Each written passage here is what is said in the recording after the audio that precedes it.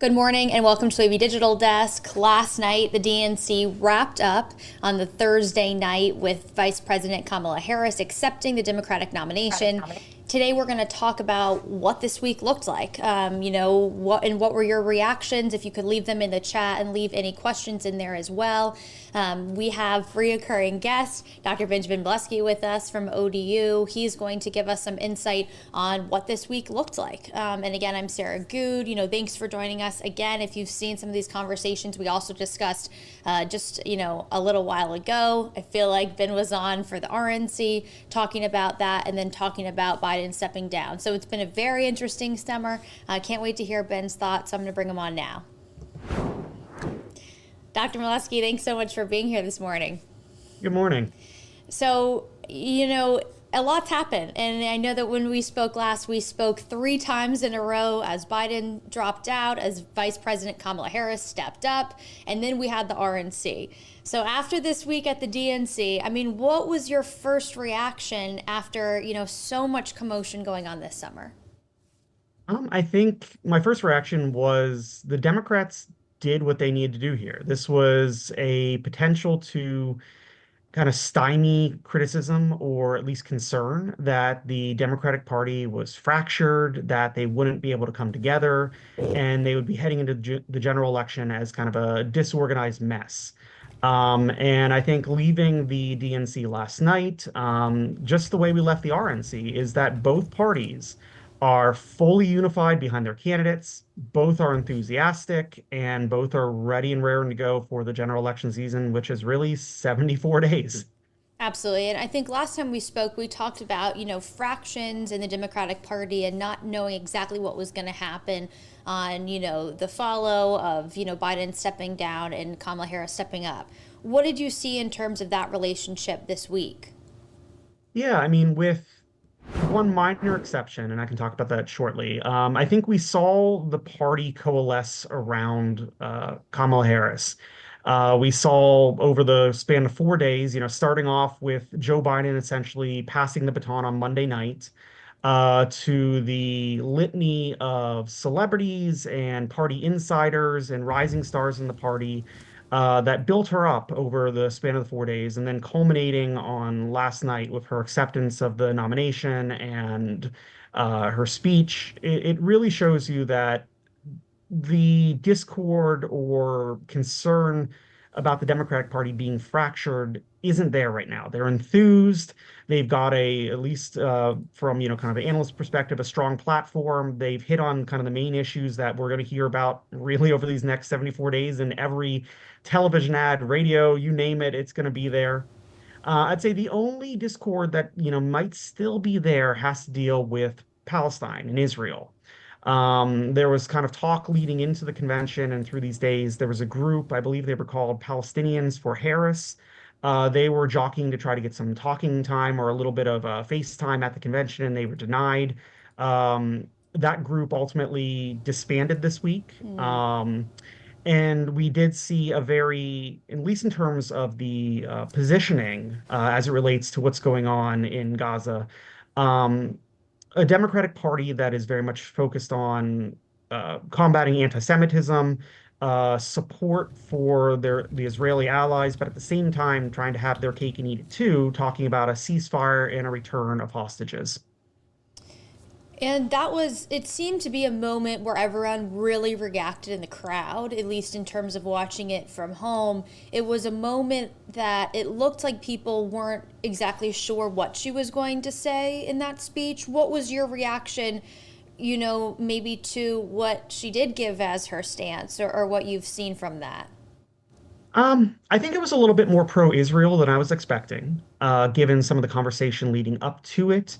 However, in kind of the larger context of what we saw leading up to her speech, we had Majority Leader or Senate Majority Leader Chuck Schumer come out and had a very kind of pro-Israel speech, but kind of towing this new line of support for Israel, but pushing for a ceasefire and a return of hostages. And that carried through. We heard Governor Shapiro of Pennsylvania responding to criticism from Trump, and then obviously Kamala Harris's speech itself. So it tried to walk this fine line, and we'll see in the coming days how well that message actually comes across. And like I said, there is still some discord, a little bit, amongst kind of those that are kind of pro support for Palestine. We'll see how it plays amongst the youth demographic, which tends to be a little bit more enthused about this issue. But it's a fine line to walk. And like I said, we'll see how it plays out. Do you think the stance on Israel has anything to do with polling numbers and understanding where a lot of maybe those Republican voters lie? Maybe not the Republicans, but more so the independents and the leaners that are there. If we think about the two issues that Kamala has to deal with, right? I mean, she's done well over the course, and her surrogates through the DNC have done well to try to decouple her as best they can from Joe Biden, right? I mean, we saw Joe was there night one, very late, is kind of his speech. The conversations surrounding Joe throughout the convention were very minimal, and they were usually just a lot of thank yous more than anything else. And they've done their best to try to decouple Kamala from that.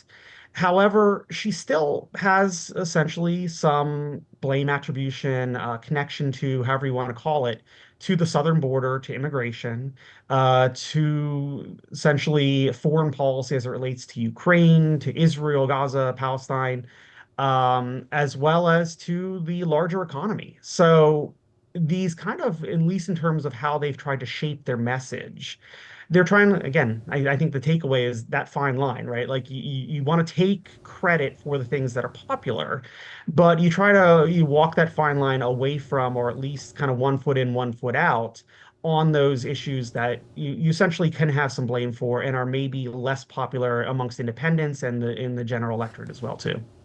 And you talked about the younger population looking more at the issues between Israel and Palestine. What would you do? What would you say to all of the younger voters that are now getting ready to, I guess, it seems like support Kamala from the brat trend to hearing more people register to vote? I mean, what have you noticed in that younger population in the last month or so that maybe we hadn't seen before this election cycle? I think what we're seeing is I say while Joe Biden was the presumptive nominee for the Democrats, there was a significant enthusiasm gap amongst young voters. We were actually seeing kind of levels back, 10 plus years ago of what we expected kind of likely voters from young demographics. With the emergence of Kamala, we've seen a little bit of a shift back, right? So we're still not up to those enthusiasm numbers of the last several years. But again, we still have 74 days, a lot. It's one of these things that for the electorate, you have to kind of turn your attention to it, right? It's a very hard thing to constantly be tuned into politics unless you're a policy wonk or somebody like myself who just really enjoys this stuff, right? But for young voters, we're starting to see that enthusiasm gap shrink. We're starting to see them focus their attention. And at least for Kamala, she's benefiting from that, right? She's gaining back those numbers, and amongst the likely voters, they're flocking more so towards her than to Trump. Um, the hard part, though, is a lot of these voters tend to be single issue voters, and as we talked about, something like the war in Gaza right now, that's something that they are very focused on. We've seen that that is something that is not an enthusiasm gap. They've been very enthused about that issue for a significant period of time. So she has to figure out what is the message for those young voters to keep them enthused, but let them know that she has essentially a different plan going forward than the current administration, which she's a part of, has been pursuing. And we talked about, Biden stepped down July 21st. She has had a relatively short run for president. How much energy do you think that gives either to her or to her campaign right now? I think it gives a lot. I mean, when you look at presidential campaigns of the past, there usually is a period where you hit the end of the primary season, and irrespective if you are the incumbent or if you are fighting for that nomination, you're tired. Your campaign is tired, right? You're speaking to a different set of the electorate. You are blitzing across the states, trying to match the electoral calendar. And then you have to dive right into the general election season, speaking to, again, a different section of the electorate, blitzing more states, in particular, a lot of battleground states. And you're tired, you have to shift messages. But for Kamala, she gets a little bit of a pass on that one, right? She is coming in as almost a shiny new toy, right? It's something new for the electorate to talk about.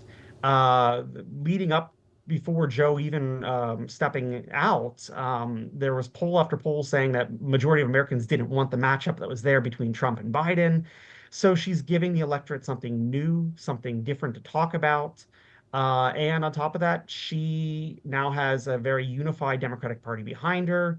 There was maybe you could say a backup of money that was just kind of sitting there as donors weren't sure if Joe was going to stay in and did they want to donate it. So now there's a flood of money coming into the election cycle. So she has a little bit of a leg up on that. And we'll see again, can she keep this kind of honeymoon momentous momentum? Or will she dip back down as we realize that this still is a very close election cycle? And I want to talk too, and I want to ask you in a second about, your thoughts compared to maybe the RNC. But first, it seemed this week there was a lot of personalization in families and talking about who they were growing up, for both Kamala and for Waltz, talking about who they were. You heard the term coach come up a lot this week, for Waltz. What do you make of all of that personalization, from the families to talking about their character to talking about things that aren't going to go right into them being the commander in chief or being the vice president, but to get to know them? Yeah, when we think about kind of how we vote for candidates, you could say, yeah, there's a policy element, right? Like you latch onto a single issue and you find the candidate that, kind of best meets that issue. But there's a very personal dimension also to electing a candidate, right? We talk about it in terms of affect or likability. And what you saw in this convention was very much a construction of a narrative, right? You want to introduce these candidates to an electorate that, might not really know who they are. I mean, from Governor Walz being very much a backbencher, a workhorse that, outside of his home state and maybe the Midwest, not a lot of people really knew who he was. To Kamala, who most people just kind of knew her as the vice president or they knew her as a senator, but they didn't really know the person. And what they did through the DNC was very much to create this narrative, shape who they were, because from that perspective of affect or likability, in addition to just policy, something you can latch onto, you latch onto that human perspective. Is there something in their character that makes you say, yes, I'm either like them, you have a counterpoint in them, right? So this is kind of the Governor Walz effect, right? He talks like us, he sounds like us, he very much understands us, right? To what we saw of Kamala talking about her kind of her rise up in her career, why she became a prosecutor. We heard so much about her working at McDonald's. We heard from Governor Whitmer last night talking about Kamala knowing what it's like to sit at the dinner table and work through a budget, right? And understand and take things out of your shopping cart. So it's a very important perspective right now to humanize these candidates, to create the narrative around them of who they are. But at the same time, there is a little bit of risk in that, right? One thing we didn't see a lot of was specific policy. And there is a little bit of a policy void still there, which, in the coming days, we will potentially see kind of fleshed out with the presidential debate on the 10th of September, if I recall, and then the VP debate on October 1st. So there will be time to fill that void. But while there is that void, it allows the other side to essentially position these candidates on a policy perspective, maybe more liberal than they actually are.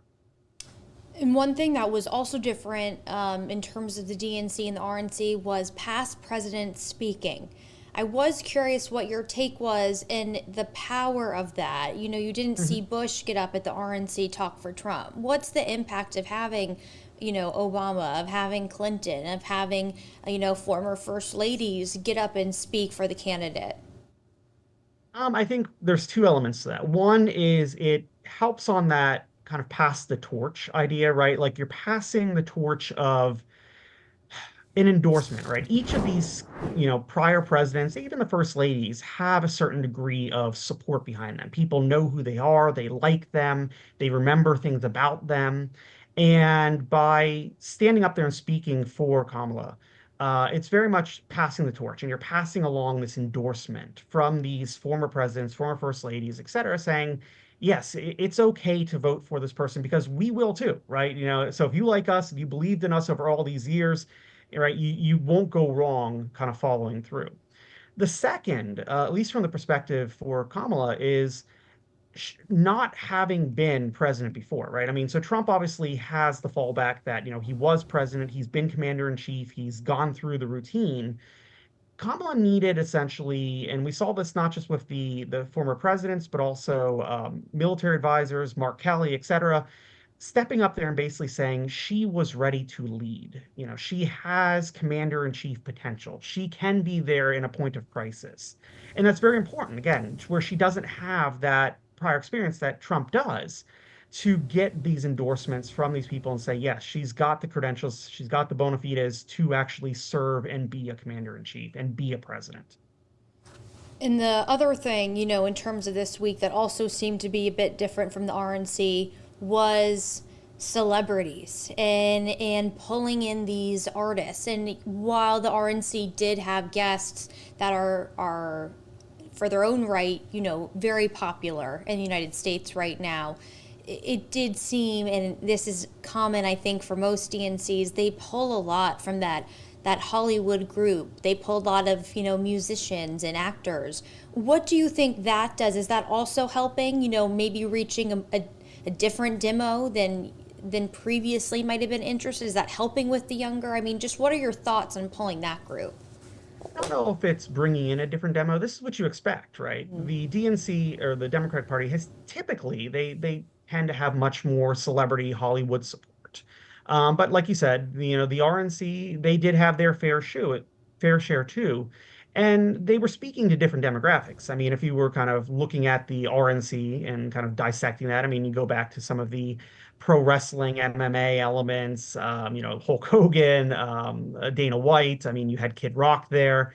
And then you look at, what the DNC had, and again, it matches up with their demographics that they're trying to reach to. So I don't know if these celebrities were expanding it by any means. I mean, to say like, oh, they brought Oprah out. Well, Oprah's been kind of in the talk for, at least in the political circles, for some time. I mean, there was even talk, would she, if Joe Biden retired, would she step into the spotlight if the Democratic Party couldn't coalesce? So I don't know if it so much grew any demographics. It was just speaking to the groups that they naturally would. I mean, you just listened to the coverage last night, and there was so much talk of, oh, there's maybe a potential Right, guest the here. special guest, yeah. Right. Is Beyonce waiting in the wings? And then there was a rumor, is Taylor Swift going to pop out? Right.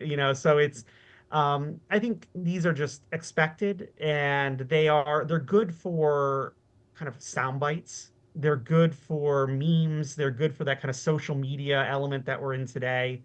But in terms of growth or attraction to it, it maybe it works on the margins, but it's not going Right. to move in large groups towards Kamala's camp or to Trump's camp one way or the other. And we had talked about the RNC, and I know that it's the same case of the DNC. You called it, I think, throwing, I think we said red meat maybe, or some expression like that to the RNC. Obviously, the same goes for the DNC, right? And some of the speakers and some of the entertainment and some of what they're saying to the group there. And it's exactly that. You're Okay. playing to the base, right? Because again, this is who a convention really for is to excite the base. You want to get that group out there and at the same time lay out a platform, right? This is, you quite literally have the biggest stage in the world right now for your party.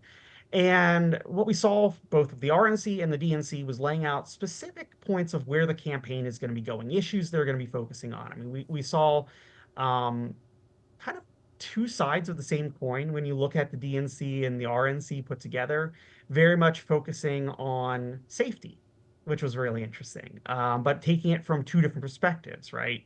RNC very much on law and order. DNC, there was a big push on gun control and kind of mass shootings and things like that. We looked at it, on the RNC, making America wealthy again, right? Very much focusing on small businesses and tax cuts and things like that. DNC very much focusing on the family pocketbook and getting people to work and creating economic opportunity, right? So they were both doing the same thing, but differently, right? That kind of matched both. And again, you heard a lot of different kind of points of where the parties are going to be going, from a focus on abortion and rights and safety and security and foreign policy. And we also got to hear essentially what the really interesting what the slogans for the campaigns are going to be. I found Kamala's to be really interesting because it was very much an homage to Hillary Clinton. Because all throughout the DNC, you heard "We are not going back," right, which was an allusion to or allude to Hillary Clinton's "Forward" slogan. So it's very much these are what the conventions are meant to do: rile the base up, create enthusiasm, and try to get voters out there. And in terms of what's next, first, what do you think the reaction might be from the Republican camp coming out of the DNC? I think we heard really quickly, kind of after Kamala's speech, Donald Trump kind of responded and basically said that, she skirted around the issues, and this is what you would expect. I mean, you're not going to speak to things that you're struggling with in terms of the economy or immigration or foreign policy. And he basically came out and said she skirted those issues. She did not talk about the things, in his words, that he said were destroying America. But I think the Republican response is going to be very similar. Is all right, you've put the candidate up there, and this is now who we need to be targeting. But she can't get away from Joe Biden, and they're going to hold her feet to the fire that she is the administration. She is accountable for the economy, for the southern border. She's going to be accountable for foreign policy. She's going to be accountable for things like crime and punishment. So those are issues that we're going to see the Republican Party again coalesce, and they've been trying, kind of in the wake of Joe Biden stepping back, to figure out what is the message to attack Kamala and Walls on. But it's very much linking and keeping that linkage of her to the current administration. And what's next, especially for states like North Carolina and Virginia that really could be on the cusp? What are we going to see in the next 2 months? Is it, a blasting of commercials? Is it more visits to these states? Are we going to see more action in terms of maybe our own senators and our own, local officials that we're voting for? I mean, what is going to happen now in the next almost 2 months that we have left for the 2024 election? I think jokingly, yes. I mean, Yeah. it's literally everything, right? I mean, we heard during the convention last night. I mean, swing states being called out. That was very interesting to see. Where's my friends in Arizona? Where's my friends in, and they kept going from that. If you are in a state which is a swing state or a state that has, kind of a potential for closeness to it, you are going to be inundated with visits from the candidates, visits from surrogates. You are going to quite literally see a burn down of every single dollar in a campaign war chest. So if you go to watch your favorite cat video on YouTube, you will be inundated with ads sandwiching one another from both candidates, in between an ad for Hillshire Farm sausage or something like that. I remember that from the last election cycle, which just makes me laugh. But be prepared, right? I mean, the candidates quite literally will want every single vote, and they're going to try to get every single vote out there. I mean, you just look at the kind of the poll of polls, the real clear average, right, of where the candidates are in terms of the electoral college, where they stand in the swing states, and pretty much every single one of those is within the margin of error. And we've So it's very much that the candidates, they can't take any risk. And again, what do you expect in these next days? Different than the Clinton campaign, you're already seeing Kamala in states, Rust Belt states, swing states. She's taking nothing for granted. And you're seeing the same with the Trump campaign, going into states like North Carolina, going into Wisconsin, going into states where they know that, if you can win on the margins, especially if third-party candidates on the ballot, you can win that state, and it gives you a much easier road on the Electoral College. Right. And then, coming down, the news today is expected is RFK, reports of him going to withdraw and support Trump is how it's been at least reported in terms of close sources. And we'll see what happens. In an interview just last week, who would be his VP said they took a look and they saw that they were pulling numbers away from Trump. What do you make of all of that news potentially coming down today in an election where a third party candidate really has been a bit more of the conversation? Yeah, I mean, we've heard conversations really since the RNC that I guess Trump was trying to get either RFK to withdraw. He's been trying to entice him potentially with a cabinet position. It's looking like the scuttlebutt is that he's potentially going to withdraw today. But again, that's just scuttlebutt. We don't know if it's actually going to take place. Um, so if you go back in time, right, when it was just essentially between the polls were between Biden and Trump, and then he threw on the third party candidates, RFK was polling 9 to 10%. However, since Biden has exited, that support, and we don't even know, again, that's just polling. We don't know if it would actually translate into votes, but that presumptive 10% evaporated, and he's maybe polling around 2% now. He's lost a variety of court cases for ballot access in states and several more. It's looking like he would lose. So the path forward for him was effectively non-existent. So it's looking like if he withdraws and supports Trump, there's potential that some of those voters, again, some, will gravitate towards Trump.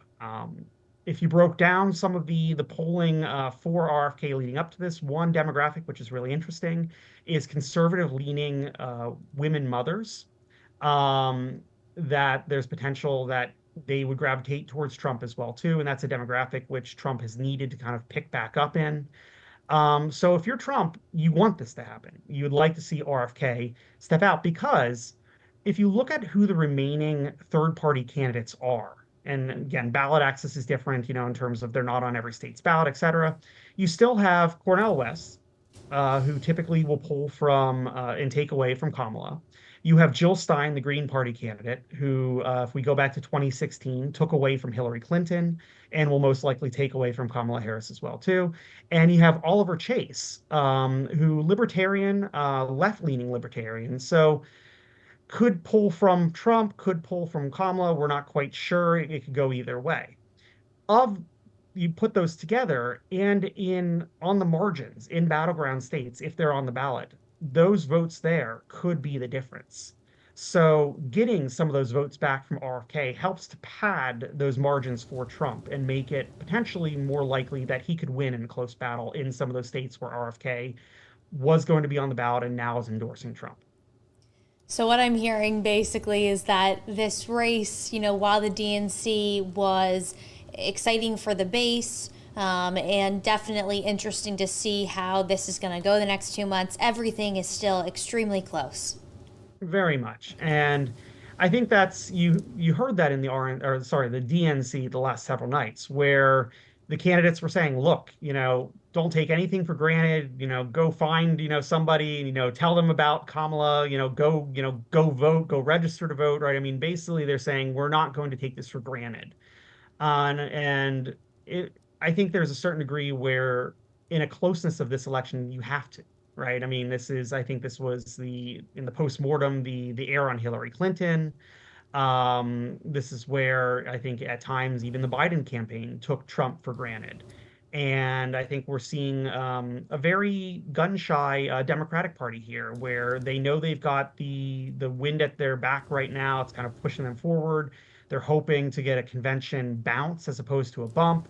But they know in 74 days, things are going to narrow up. People are going to start really focusing on the election, and you can't take any single vote for granted.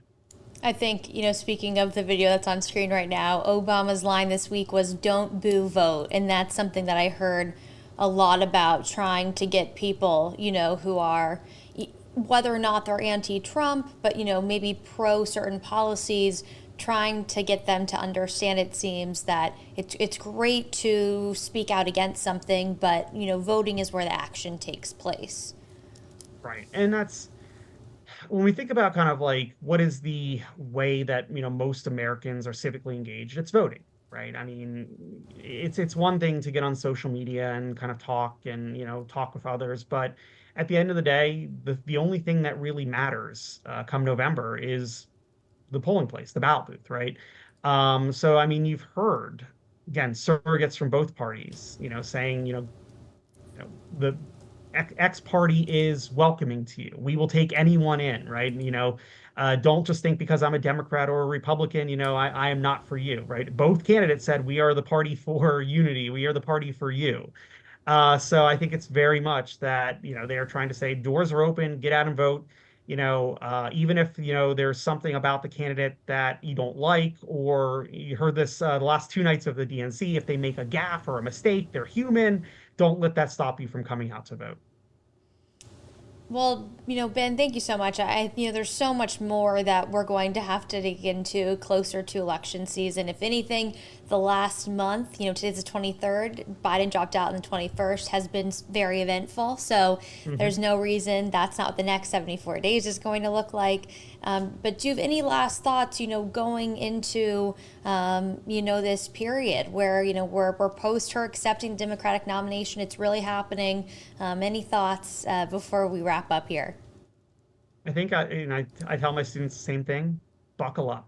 I mean, because the reality is, especially like I said before, if you are in a swing state or a close state, it's going to be wild. The amount of money, the amount of attention, the amount of focus groups, you name it, it will be here, and it's going to be one heck of a roller coaster, as all election seasons are, especially here in Virginia, which every year is an election year.